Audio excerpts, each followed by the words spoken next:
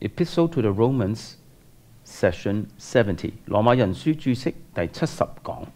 我哋嚟到羅馬書第6章第3節嘅尾聲。前邊呢，無理已經講過，洗禮係標誌着我哋與基督認同，與他同死，咁樣與他聯合嘅。最後第4點 ，Point 4，第4方面嘅觀察。We are not to impute to the apostle a sacerdotalist view of the efficacy of baptism。我哋唔應該將一個聖禮主義嘅洗禮觀冠在保羅嘅頭上，即係話我哋唔應該認為保羅係相信洗禮呢係喺使人得救上係有效嘅。It is sufficient that in an appeal of this kind, he should have elicited from the import of baptism as sign and seal the significance which pointed to the vindication and elucidation of his thesis that believers died to sin。我哋睇見下邊呢一點就足夠啦，就係話將使徒保羅訴諸於洗禮嘅時候呢，佢從洗禮嘅意義，即係洗禮係記號，係印證洗禮係與基督聯合嘅意義呢，佢睇到呢個意義係能夠證實同埋解釋佢嘅要點。佢要點就係信徒們向罪已經死了，咁就夠㗎啦。It holds true as truly on an evangelical view of the efficacy of baptism as on the sacerdotalist。使徒保羅咁樣嘅證實佢嘅要點呢，不論係用一個福音派嘅洗禮觀，或者係聖禮主義嘅洗禮觀，無論你用邊個觀點去睇洗禮嘅有效性呢，保羅所講嘅都係真實嘅。And what the apostles' view was would have to be elicited from other data。咁究竟使徒保羅對洗禮嘅有效性嘅觀點是什麼呢？咁我哋要從聖經其他嘅資料去提煉出嚟啦。Verse 4，羅馬書第6章第4節。所以我們藉着洗禮歸入死，和他一同埋葬，原是叫我們一舉一動有新生的樣式，像基督藉着父的榮耀從死裏復活一樣。Verse 4 has the form of a consequence drawn from what precedes。第4節嘅形式係從上文引出一個嘅後果。Therefore, we were buried with him through baptism into death。第4節，我們藉着洗禮歸入死，和他一同埋葬。我哋直譯英文就係話，因此呢，我哋藉着受洗進入死，與他一同埋葬。The sequence of inference seems to be that。保羅所作嘅推論嘅先後次序似乎係咁樣嘅。If we were united with Christ Jesus in his death， 假如我哋係與基督耶穌嘅死上與他聯合嘅話呢， we must therefore have been buried with him。那麼我們必然是與他同埋葬了。The inseparable conjunction of death and burial in the case of Jesus himself。既然在耶穌身上，佢嘅死同埋被埋葬係不可分開嘅，係緊密連結嘅。Carries of necessity a similar conjunction in the case of those who are united with him in his death。因此呢，在那些與他一同在他的死上聯合的人，有着同樣一個嘅不可分開同埋緊密嘅連結嘅。The purpose of bringing this aspect of union with Christ into focus is apparently twofold。保羅為什麼將與基督聯合呢一個層面作為佢呢度討論嘅焦點呢？好明顯有兩個目的。It stresses the completeness of identification with Christ in his death。強調與基督同埋葬，就是強調與基督在他的死上認同，係那麼的完全嘅認同 （complete identification）。The burial of Jesus was the proof of the reality of his death。耶穌嘅埋葬係證明佢嘅死係真實嘅死 ，and it prepares for that which is to follow in the latter part of this verse。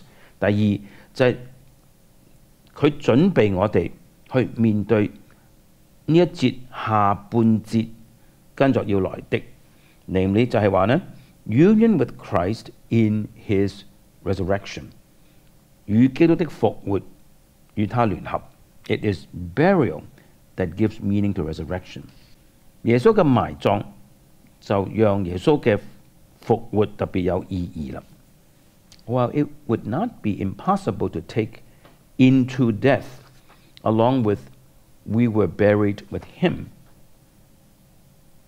我哋可能可以將進入到死同埋我們與他埋葬咁樣連結起來，咁樣嘅解釋係不是不可能嘅。參考第3章25節。And so think of our being buried into death。所以呢説我哋諗到嘅可能係話我哋係被埋葬進入死。Death thus strengthening what is involved in burial。死就將埋葬所牽連到嘅強化咗。Or burial confirming what is involved in death。或者話呢，被埋葬呢就證實死亡所牽連到嘅。Yet， 但係呢，雖然頭先講呢個解釋係可能嘅 ，yet it is more natural to take into death with baptism。但係更自然嘅讀法就將進入到死或者歸入死呢，係同洗禮受洗連在一起。And read 咁樣讀法 ：We were buried with him through baptism into death。我哋藉着洗禮進入死，與他同埋葬。This is the precise thought of the preceding clause in verse 3. We were baptized into his death。呢個就係前邊第3節嗰個嘅意思。We were baptized into his death。我們受洗進入到或者歸入他的死。And the repetition is not superfluous。呢處保羅嘅重複唔係冇用㗎。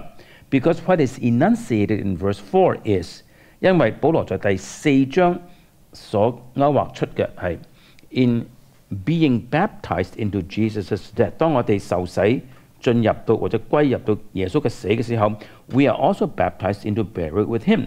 我哋亦都係受洗進入到與他同埋葬，即係歸入佢嘅埋葬。Burial carrying with it the emphasis mentioned above， 而埋葬就帶著頭先我哋所講嘅所強調嘅重點。The latter part of verse 4 states the purpose contemplated in our burial with Christ。第4節嘅下半節就指出我們與基督同埋葬嘅目的 ，in order that as Christ was raised from the dead through the glory of the Father, even so we should walk in newness of life。嗱，我而家用中文直譯嚇。好叫正如基督藉着父的榮耀從死裏復活，同樣地，我們應該在生命的新榮中生活或者行事。Of necessity, the Apostle's thought moves on to the newness of life, which follows upon death to sin。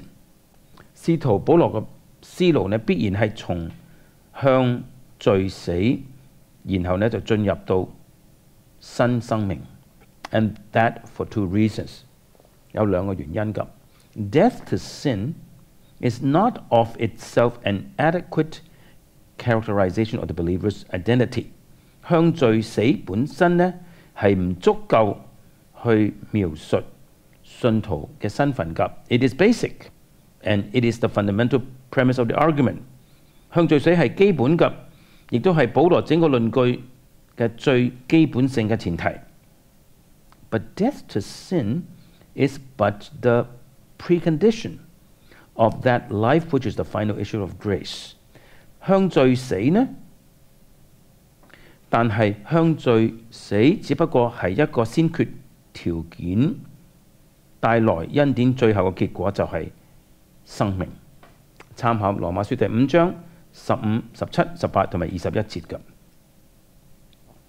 And baptism as signifying union with Christ, verse 3， 而洗禮既然係與基督聯合嘅記號，6章第3節 must mean also union with Christ in his resurrection， 必然係有着與基督在他的復活上聯合嘅意義㗎。And therefore in his resurrection life， 因此呢係在基督的復活生命上與他聯合。This explains the purpose which burial with Christ is represented as fulfilling。呢處就解釋咗與基督埋葬係為咗咩嘅目的。We cannot be partakers of Christ's resurrection life unless we are partakers of his death, and death is certified and confirmed in burial。我哋除非與基督的死上有份，不然我們在他的基督的復活生命上係冇份㗎，而埋葬就係證實咗死呢件事。The purpose clauses are in the form of a comparison。呢處說到目的嘅短句呢，係用一個比較嘅形式出現㗎。In which the newness of life, in which the believer comes to walk, is compared with the resurrection of Christ。喺呢處呢，信徒們進入到嗰個嘅新生命呢，係與基督嘅復活相比較㗎。It is, however, much more than bare comparison。但是這不僅僅是一個比較而已。Christ rose from the dead， 基督從死裏復活了。And since his resurrection is the analogue of the believers， 而既然信徒嘅復活係以基督嘅復活相比較嘅 ，newness of life for the believer is the inevitable outcome。對信徒嚟講，一個新嘅生命係必然嘅後果嚟㗎。As surely as Christ rose from the dead, so surely shall we walk in newness of life。正如基督肯定地從死裏復活了，同樣我們肯定地在新的生命中活着。That this certainty is implicit in the parallel is confirmed by verse 5。第5節就證實呢一個嘅肯定性係在呢個平衡裏邊係暗示㗎。For the latter is closely connected with verse 5， 因為第5節。For the latter is closely connected with verse 4， 因為第5節係與第4節緊密嘅連結㗎 ，and has confirmatory force。第5節係有着肯定第4節咁嘅意義㗎。Christ is said to have been raised from the dead through the glory of the Father。保羅話：基督從死裏復活係藉着父的榮耀從死裏復活㗎，藉着父的榮耀。Already the apostle had represented the Father as the active agent in Christ's resurrection。使徒保羅已經指出，父上帝乃是那一位主動的使基督復活的那一位。4:24-25， 參考羅馬書第4章24到25節嘅，也是為我們將來得算為義的人寫的，就是我們這信上帝使我們的主耶穌從死裏復活的人。上帝使我們的主耶穌從死裏復活，耶穌被交給人是為我們的過犯復活，是為叫我們稱義。But here we have a unique expression。但喺呢處，使徒保羅用咗一個好獨特嘅表達嘅方式。It is possible that the glory refers to the glory in which Christ was raised from the dead。有可能呢個榮耀係指基督是在榮耀中從死裏復活嘅。But it is more in accord with usage to think of the glory as that through which Christ was raised。但係比較符合聖經或者保羅嘅用字法呢，我哋要咁樣睇，呢個榮耀就係基督藉着呢個榮耀從死裏復活。The glory of God is the majesty of God, the sum of His perfections. 上帝的榮耀就是他的威嚴，他一切完美嘅總和。If this meaning holds in this instance， 假如呢節經文有咗呢個意義嘅話呢 then the Father's majesty or perfection in His fullness is conceived of as operative in the resurrection of Christ。咁呢處嘅意思就係話呢，父上帝嘅威嚴，佢嘅完整嘅完美呢，係在基督嘅復活呢件事上運行嘅。And in that event， 若是如此的話 ，this expression more than any other in the New Testament would signalize the redemptive, vindicatory and revelatory significance of the Father's act in raising Christ from the dead。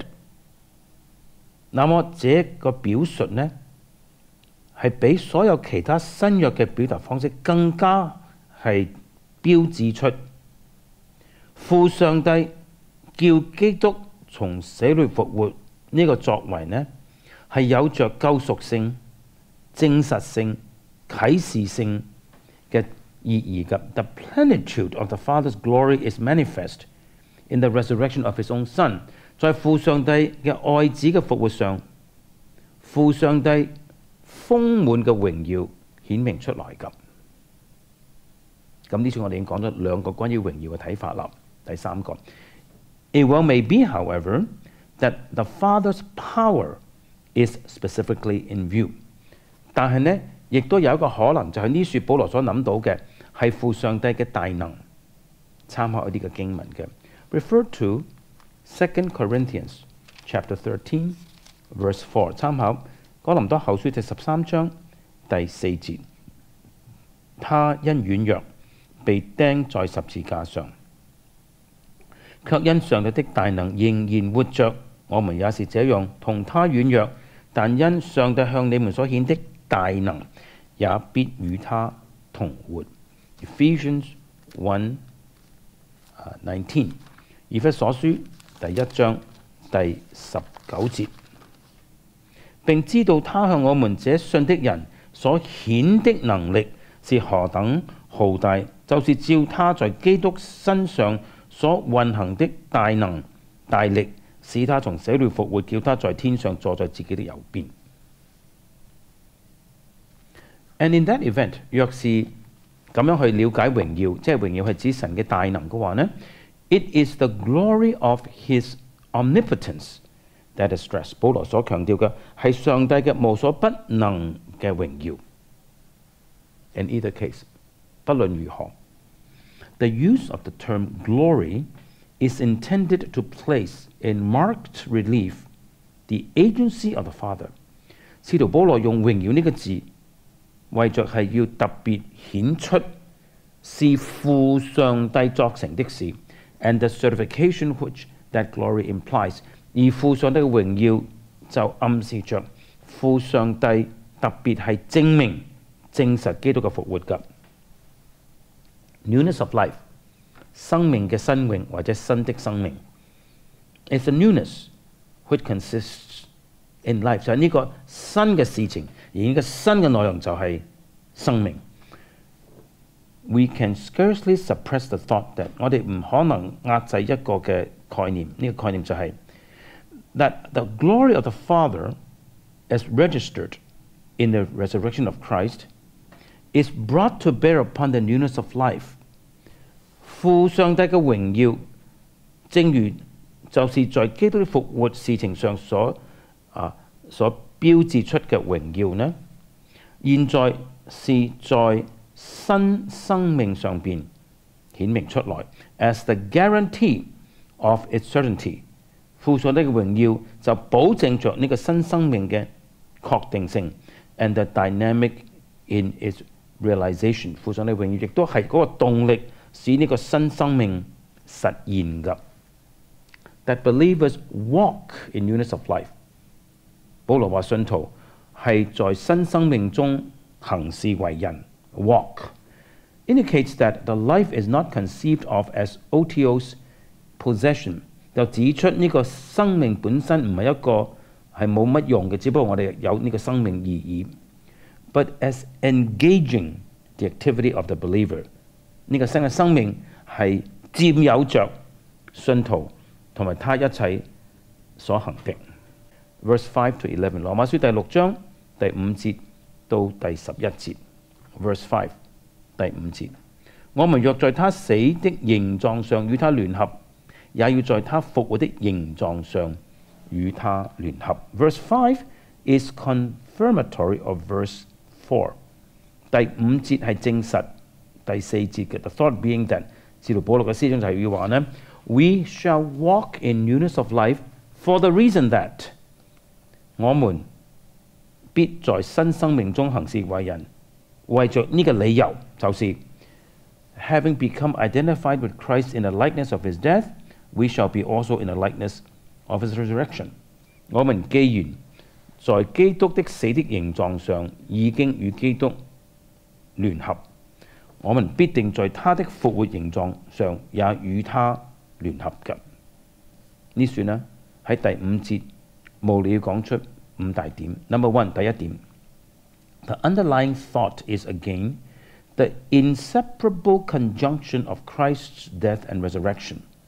保羅呢書背後嘅思想再一次嘅就係話基督嘅死同埋復活係不可分割嘅，係密切連結嘅。And the inference from this conjunction is， 而呢一個嘅密切連結帶嚟嘅一個嘅推論就係話呢 that if we are united with Christ in his death， 我們若在基督的死上與他聯合 we must be also in his resurrection， 我們也必然在他的復活上與他聯合。Disjunction in our case is as impossible as disjunction in his。 我哋嘅死同埋復活假如係分割嘅話呢，就正如基督的死同埋復活分割一樣，係不可能嘅。我哋下一講呢會繼續講第2、第3、第4同埋第5點嘅。